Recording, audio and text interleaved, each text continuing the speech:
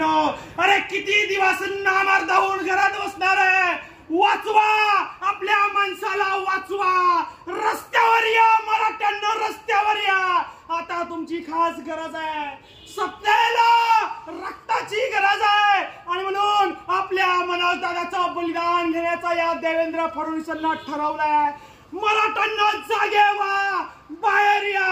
आपल्या छत्रपती शिवाजी महाराजांचा अपमान आहे, आपल्या माणसाचा जीव धोक्यात आहे.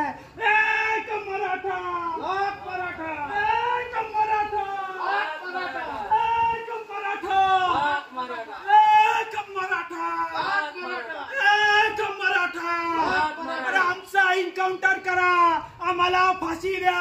आम्ही आता आत्महत्या करून मरणार नाही. तहसीलदाराची खुर्ची जाळून या ठिकाणी आमचा एन्काउंटर तुम्ही करा. आम्ही आता लढणार आहे, मायार घेणार आहे.